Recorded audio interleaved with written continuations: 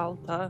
Grįžinėjau iš praktikos, man iki praktikos vietos, iki poliklinikos, kas nežinot, psichologijos praktiką atlieku poliklinikoje, tai iki jos man kelio yra pėstute apie 30 minučių, pirmyn atgal pėdinu po 30 minučių, tai kai orai tokie, kai artėja žiema, tai visai baisi mintis, šalta.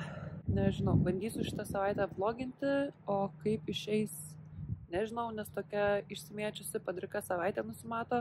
Jau yra įpusėjęs šitas semestras, tai visai jaučiasi. Universiteto darbai jau dauguma tikrai yra padaryta, o praktikoje viskas tik įsivažiuoja, tai viskas persimeta dabar į praktikos pusę. Aš praktiką atlieku jau 1,5 mėnesio, tai jei iš pradžių buvau labiau dalyvė, stebėtoja, tai dabar jau to nebelieka ir pati daugiau atlieku veiklų, bet visiems dar taip pakankamai saugiai. Aš per savaitę turiu praktikai skirti maždaug 1 darbo dieną. Bet pas mane tas valandas išsimėto per kelias dienas, tai aš pirmadieniais visada turiu susitikimą su praktikos vadove, mes aptariam praeitą savaitę, nusimatom ateinančios savaitės veiklas, aš jos paklausinėju klausimų, jinai man juos atsako, tada antradienį, ketvirtadienį mes turim komandos susirinkimus, kuriuose reikia dalyvauti, ir penktadieniais vedu vieną grupę apie emocijas ir dar gaunu įvairių vienkartinių tokių užduočių, tai pavyzdžiui šitą savaitę,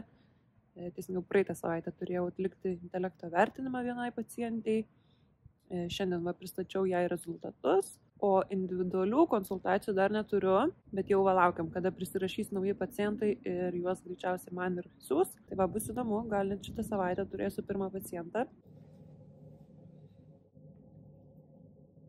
Taip, tai šiandien savo 2 pagrindinius darbus jau padariau. Check ir check. Dar reikės papildyti refleksiją, tai aš kiekvieną savaitę rašau refleksiją apie visas veiklas, kurias atlieku praktikoje. Tiesiog ką veikiau, ar kilo kokių nors klausimų, ar pastebėjimų, ir visą tai aptariam su praktikos vadove pirmadieniais. Šiaip man visai pasisekė su mano praktikos vadove, man atrodo, nes iš to, ką girdžiu iš kitų kursiokų, tai tikrai būna ir blogiau. Mano vadovė visai rūpinasi mano praktiką, žiūri, kad aš turėčiau ką veikti, bet ir kartu pasaugo, kad neapsiimčiau daryti kažko arba kas nors nepaprašytų manęs daryti kažko, kam dar nesu pasiruošusi. Buvo vienas nesusipratimas, tai reikėjo išsiaiškinti dėl laiko planavimo. Man ne visai tinka, kad prieš kelias dienas praneša, kad aš turiu kažkur atvykti ir kažkur būti. Tai išsiderinau dienas, kada aš galiu laukti ir vos ne paskutinę akimirką priimti pasiūlymą, ir kuriom dienom taip nebus, nes vis dėlto yra ir kitų veiklų, ir gyvenimas yra, ne tik ta praktika, tai vadovė turbūt įsivaizdavo, kad aš bet kada galėsiu atvykti. Suprantu, kad jai tas būtų faina ir gerai, bet man nelabai faina ir gerai. Tai dabar kaip pasiderinom, čia praeitą savaitę pasiderinom, tai tikiuosi bus geriau ir nebus tokių dalykų. Tai visa kita labai fainai, vadovė faina, gera, visa komunikacija irgi labai sklandi. Kas nebūtinai būna praktikos vietose, tikrai girdėjau iš kitų kursokų, kad sunku susisiekti su praktikos vadovais, kad nėra veiklų, pavyzdžiui, tai visokių dalykų būna. Dar į mano prašymus labai atsižvelgia, kokiu aš veiklų norėčiau, tai pavyzdžiui, aš pasisiūliau, kad norėčiau atlikti universiteto užduočiai intelekto vertinimus, nes vienam dalykui, kad atsiskaityti, reikės parašyti 2 intelekto vertinimo išvadas. Tai man vadovė iš karto suorganizavo šitus vertinimus, kas yra labai fainai, nes čia gaunasi 2 zuikiai vienu šūviu realiai, nes tai įeina ir į praktikos atlikimo valandas ir kartu aš ruošiuosi atsiskaitimui universitete. Tai čia kažkaip labai sklandžiai man kol kas viskas gaunasi. Gerai, einu rašyti refleksijos ir čia bus paskutinis mano darbas šiandien.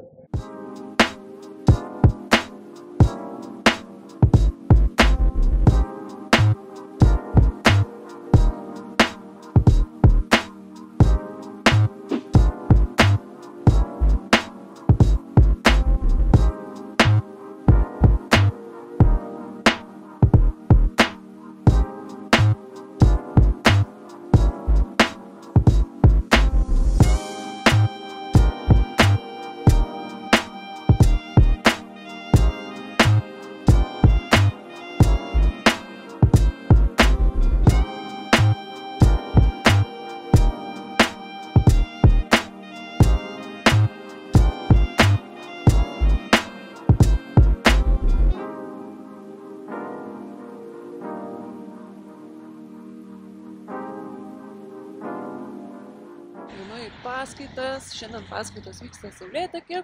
Vieną kartą per savaitę turiu atvažiuoti Saulėtekį. Visai smagu prisiminti barakų laikus. Jo, kai studijavau bakalaurą, gyvenau čia, va šitam barake. Šiandien ryte turėjau poliklinikos komandos susitikimą, mytą. Juos galima prisijungti online, tai labai patogu. Jie trunka valandą. Šiandien pasisiūliau, kad galiu pradėti konsultuoti žmonės, norėčiau pradėti konsultuoti. Dabar bus konsultavimo paskaitos, teisingiau seminarai, juose mes aptariam savo konsultuotus atvejus šitam dalykui. Žodžiu, dėstytojai suorganizuoja kiekvienam studentui po vieną klientą, su kuriuo mes turim po dvi konsultacijas ir tada jas aptarnėm. Tai va, šitų konsultacijų dar neturėjau, tiesą pasakius turėsiu penktadienį. Tai va, tada galėsiu daugiau ir papasakot. Atvykau šiek tiek anksčiau, susitarėm su kursokė susitikti pusvalandį prieš seminarus ir susižiūrėti savo pristatymą. Rytoj turėsime atsiskaityti pristatymą apie šizofreniją ir intelektinius gebėjimus. Tai va, šiandien susitinkam anksčiau, šiek tiek pasižiūrėti, apsitarti, susidėlioti skaidres galutinai. Nes vakare jau laiką nelabai turėsiu. Vakare po visko eisiu laipioti. Naujas užsiėmimas, kad visai nenupradėti nuo mokslų.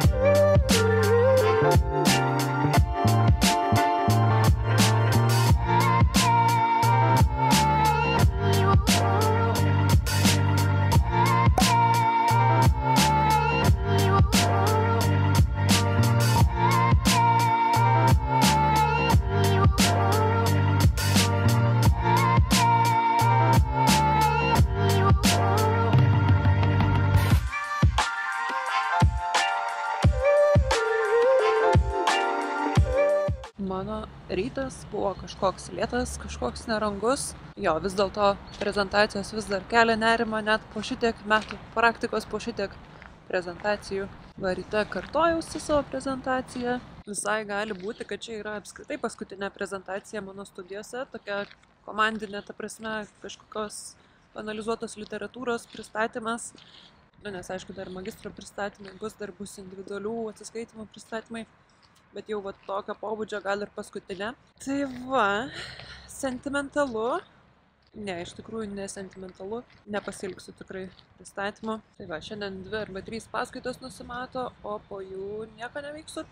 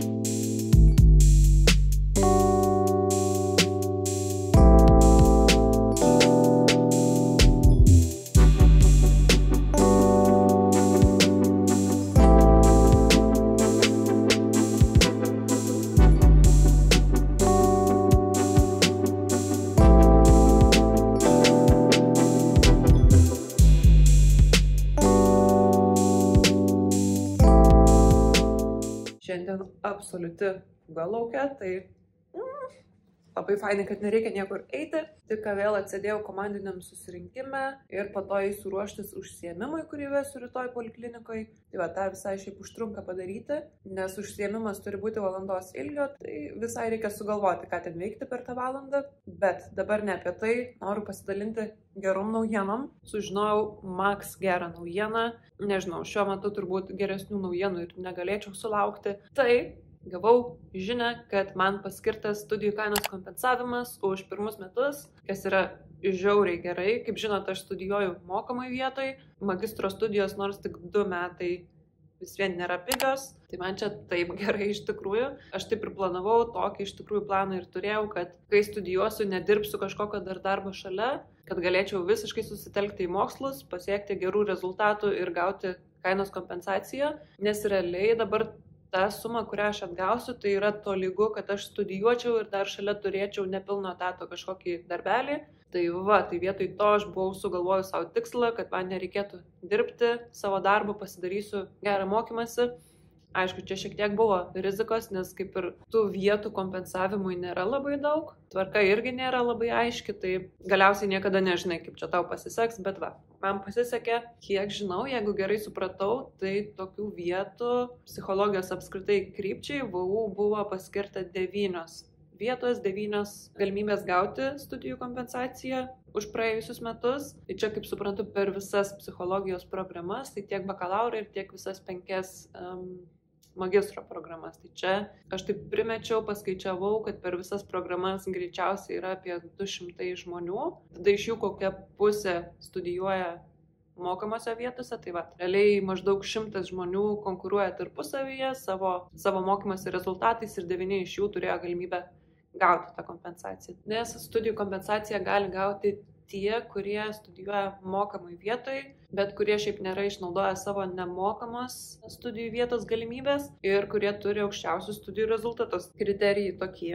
Tai va, nuo dabar aš galiu sakyti, kad studijuoju pusiau mokamose studijose, bet vėlgi atgauti ir antrą dalį galimybės turėsiu. Tai jeigu pavyks ir kitais metais gauti, tai aš iš vis nusproksiu iš džiaugsmo, bet šiaip ir dabar esu tikrai labai patenkinta ir tikrai labai nenusiminsiu, jeigu ir nepavyks, nes ir pusė sumos yra dideli pinigai, bus galima šiek tiek ramiau gyventi.